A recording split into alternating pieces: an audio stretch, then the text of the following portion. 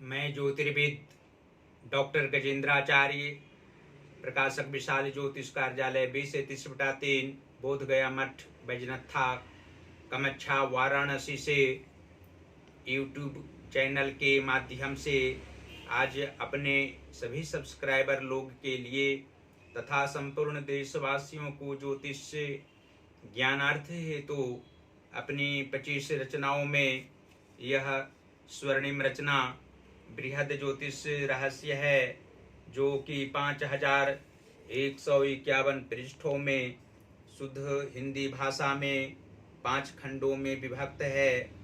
इस ज्योतिष महाग्रंथ बृहद ज्योतिष रहस्य में मुझे 550 कलम लगी है, जो ऊपर आप माता भगवती के ऊपर देख रहे हैं। आज इस ज्योतिष ग्रंथ महा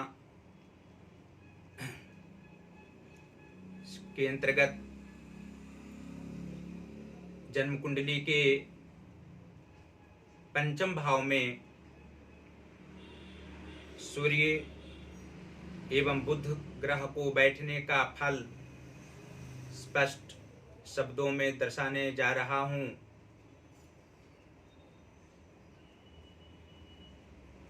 जन्म कुंडली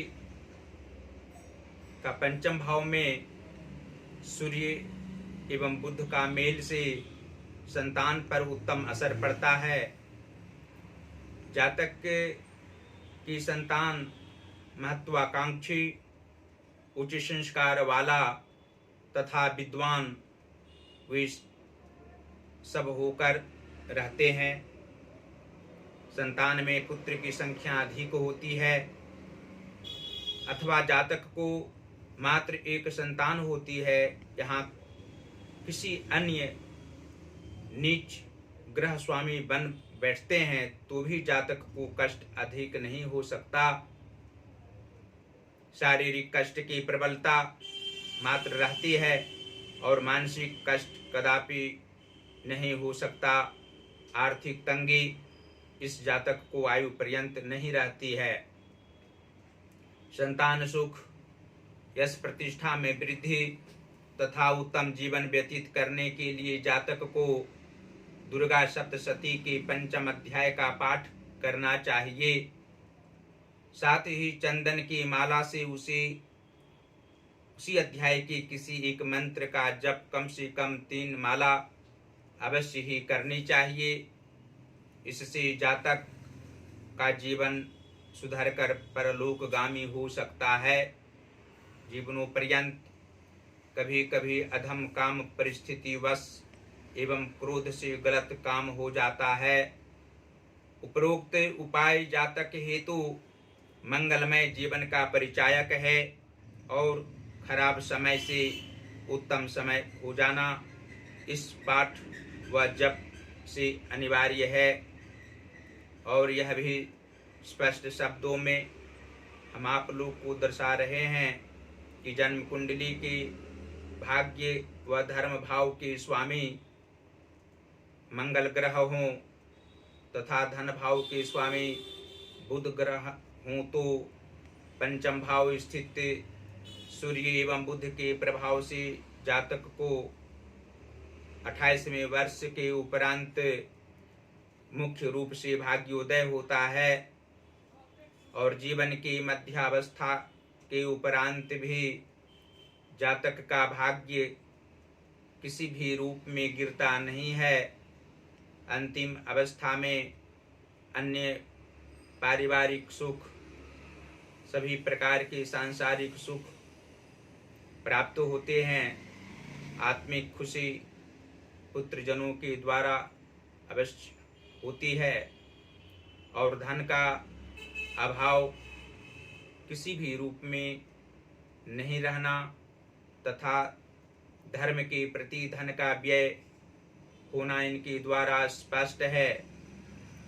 जीवन के पूर्वार्ध एवं उत्तरार्ध भाग में भी धन की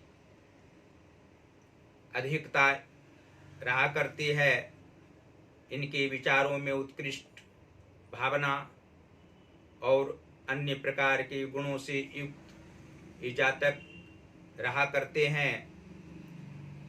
जन्म कुंडली के कर्म भाव के स्वामी शुक्र ग्रह हों तथा मातृभाव के स्वामी मंगल ग्रह हों कुंडली में, और पंचम भाव स्थित सूर्य एवं बुध विराजमान हों, तो जातक को कर्म अधिक रूप में मुख्य रूप से जीवन के मध्य काल में करने पड़ते हैं। अधिक संघर्ष करने की आदत विहीन में होती है। अन्य जनों की सहायता करने वाले होते हैं। सहयोगी जनों से प्रेम भाव रहा करता है। मातृ सुख अवश्य ही होता है। इनकी माता इनके कारण दुख भी उठाती हैं, और इस जातक के द्वारा माता को वृद्धावस्था में सभी प्रकार के सुख प्राप्त होते हैं। उन्हें आत्मिक खुशी इस जातक के द्वारा अवश्य मिलती है। धर्म क्षेत्र में यात्रा करने का अवसर भी उन्हें प्राप्त होता है। और जन्म कुंडली के एकादश भाव अर्थात आय व लाभ भाव के स्वामी बुध ग्रह हों तथा सहज व पराक्रम भाव के स्वामी शुक्र ग्रह हों, तो पंचम भाव स्थित सूर्य एवं बुध के प्रभाव से जातक को आर्थिक सहायता प्रत्येक क्षेत्र में सहयोगी जनों के द्वारा होना तथा सुहृद जनों के द्वारा सहायता हर प्रकार से बाल्यकाल से ही इन्हें प्राप्त होती है। अधिक धन संपदा होने पर भी जातक सामान्य व्यक्ति के समान रहा करते हैं। पराक्रम की भावना इनमें रहा करती है। सामाजिक क्षेत्र में भी प्रतिष्ठा प्राप्त करने वाले होते हैं। समत्व विचार इनके अंदर रहना तथा वक्ताओं की भांति हर जगह रहा करते हैं और सत्य के पक्ष लेने में अग्रसर रहा करते हैं। और अंत में फिर आप लोगों को हम यह दर्शा सकते हैं कि जन्म कुंडली के सप्तम भाव के स्वामी शनि ग्रह हों तथा लग्नेश सूर्य ग्रह हों और पंचम भाव में सूर्य एवं बुध विराजमान हों, तो जातक पति पत्नी के साथ प्रेम पूर्वक घर परिवार से अलग होकर कर्म क्षेत्र में रहा करते हैं। धन संपत्ति का अभाव नहीं रहता है। गृह निर्माण अवश्य करने वाले होते हैं।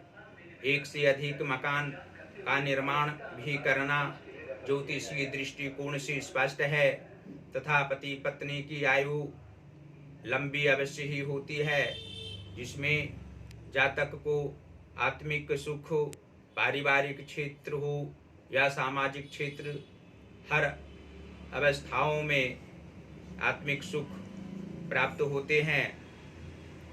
और अंत में फिर आप लोगों को हम दर्शा सकते हैं कि जन्म कुंडली की 6वें भाव के स्वामी शनि ग्रह हों और 8वें भाव के स्वामी गुरु बृहस्पति हों तथा 12 भाव के स्वामी चंद्रमा हों, तो पंचम भाव स्थित सूर्य एवं बुध के प्रभाव से जातक को मित्र सुख प्राप्त होते हैं।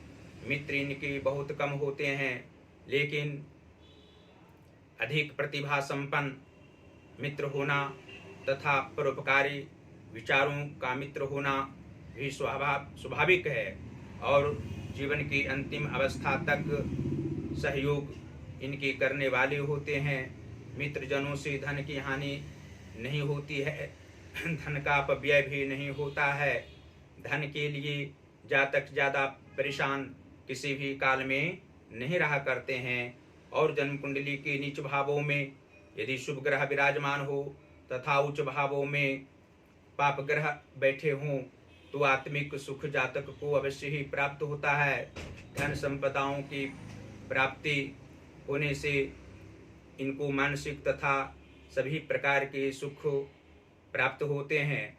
और अंत में फिर इस ज्योतिष महाग्रंथ बृहद ज्योतिष रहस्य को मंगवाने के लिए आप लोग से आग्रह करते रहेंगे, क्योंकि इसको मंगाने से आप लोगों की कुंडली प्रेम पूर्वक आप लोग अपने से हिंदी भाषा में रहने के कारण देख सकते हैं, समझ सकते हैं, आत्मिक खुशी प्राप्त कर सकते हैं और स्पष्ट रूप से हमारी सभी रचनाओं को आप लोग मंगा सकते हैं।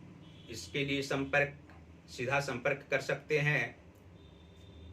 पहला संपर्क का नंबर है जो व्हाट्सएप नंबर है 9451228747।